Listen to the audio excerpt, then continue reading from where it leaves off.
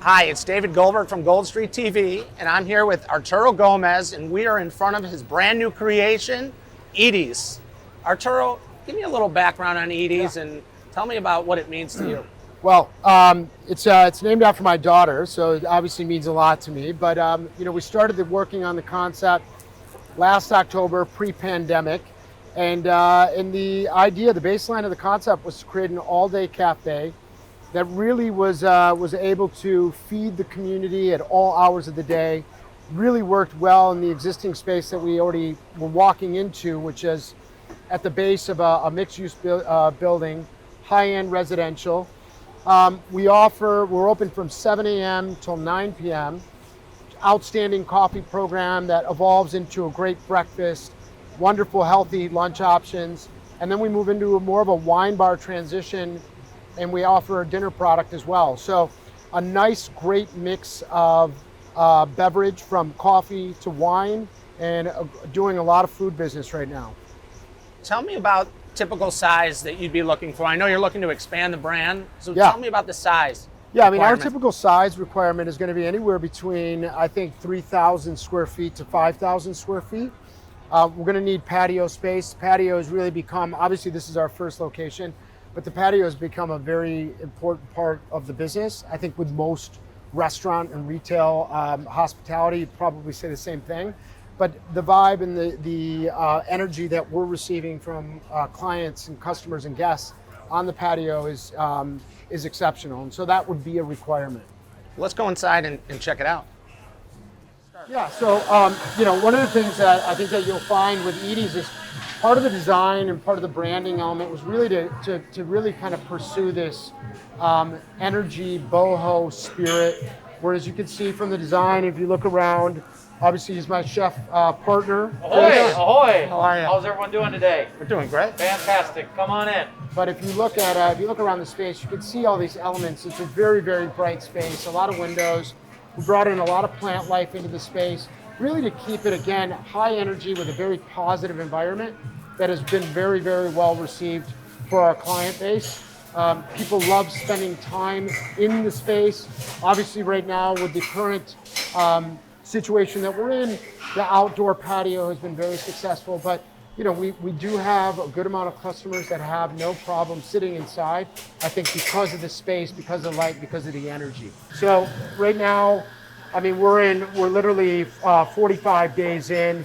We've seen a great amount of evolving, our menus evolving in terms of how people are eating it, what they're ordering. Now we're going into the kitchen. One of the things I definitely want to point out is that our entire menu was built without the necessity of having black iron. So everything that we're doing here in the space is all done electric. It gives us the flexibility from different locations and different environments from a restaurant standpoint. Black iron can be such a prohibitive type of infrastructure that's needed for restaurants. The other thing that we've realized with the way that our menu is built is that from a talent standpoint, we're not having to pursue this organizational kind of structure that most restaurants are required to have in terms of an executive, a sous structure. We're hiring very, very qualified cooks that actually can execute the menu. The menu is very simple builds, all fresh ingredients, but all done on electric equipment. The space, the kitchen space, obviously we're pumping out a lot of food right now in the space that we have. And we probably are about 500 square feet shy of where we would want to be. But we're making do, and we're selling a lot of food. Our ideal customer, or our demographic, our core demographic is very in line with what we anticipated it to be. And obviously part of that anticipation was design, right? So we built a brand and we built a menu that was really going to go after, I would say, a heavier female demographic, but certainly not alienating to men at all. We wanted to present a menu that was, I would say, had a healthier lean, but wasn't perceived as a health food spot. And so we have a little bit of everything, something for everyone, I would say. But I think from the outside looking in, the menu is definitely fresh, and on the healthier side of things. The core demographic right now, or the demographic that we're experiencing, is very in line with what we had projected. It's about 30 to 45 years of age. I would say 65% of that is female. A lot of the analytics we're able to obviously verify by some of the other technology that we have in the space, whether it's through our POS system or our Wi-Fi system. We know who's coming into the space. We know how many visits they've had, and we do know the age demographic. Give me a sense of your bar program, your liquor program. I know you've got an all-day cafe here. Yeah, we came into an existing space that was a coffee shop. It's my current business partner, Matt Matros, and he had approached me in October with the request to help provide a long-term solution to maybe transition the space. For me, there just wasn't enough check average in selling coffee. And so what we had to do is we had to figure out a way that we could expand the check average. My entire history, my 23 years in hospitality, has really been around full service, high-end full service, and nightlife. And so for me, adding a bar program, an outstanding bar program, I might add. And what do you think the check average will be? The check average right now, we're hovering around $22, $23, and that's a mixed check average. So that's from 7 a.m. till 9 p.m., which the early portion of the day, I would say from 7 till 3 p.m., roughly around $17, $18 a person. And then in the evening, you're getting people buying bottles of wine. We have a great wine program on draft. That's selling very well, and so are the cocktails. So we're getting the great mixed product kind of use that we thought we would.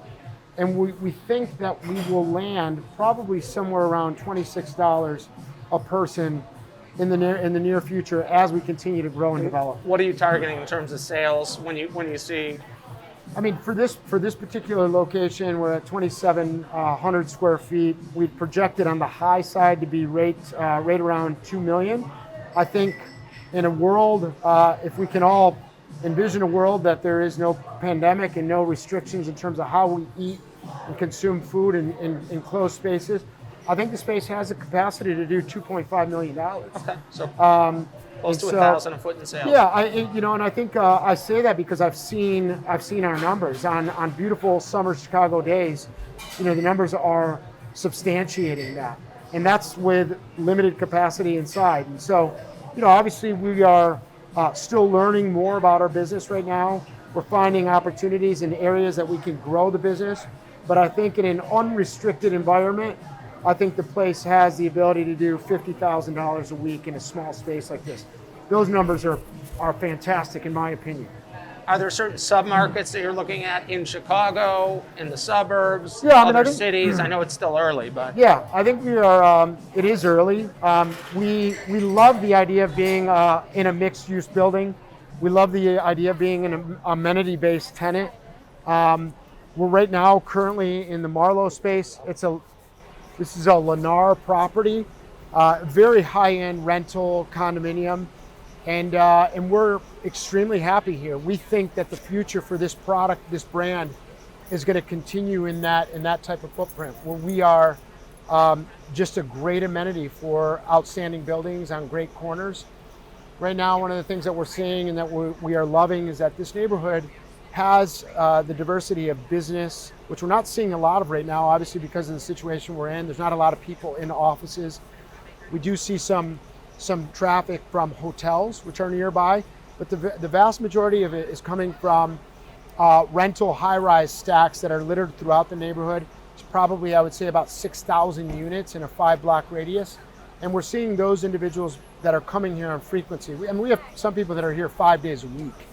The other thing that we've seen and that we actually projected early on was that we thought the space would be a great environment for those mobile workers. And this is before the pandemic hit. And so obviously right now you're seeing every conversation is about this work from home individual and what that's going to look like in the future. The place is designed not necessarily to be a workstation for people, but it's a great diversion for people throughout the day to come grab a coffee, open their laptop, sit for a couple hours, and grab more than a coffee. They're grabbing lunch, they're grabbing food to go. And we're very happy to be that because that's actually that's by design. Do you see certain co-tenants that you need to be around? Well, right now, I mean, again, it's early stage, but one of the things that we're seeing or that we're enjoying is that in this neighborhood, there is several health studios, there's yoga studios, there's let's call them fitness studios. That is playing really well into our product.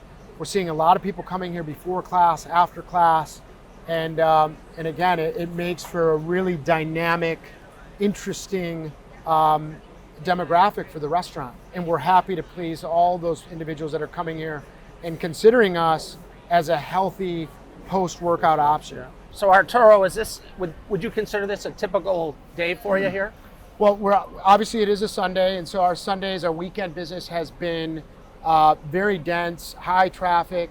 Throughout the summer, again, with the weather permitting, what we're seeing is people flocking to the products. So are you Chicago's first all-day cafe? You know what? There's a few other products that I would say in town that actually could probably say that they're in that spirit, in that design.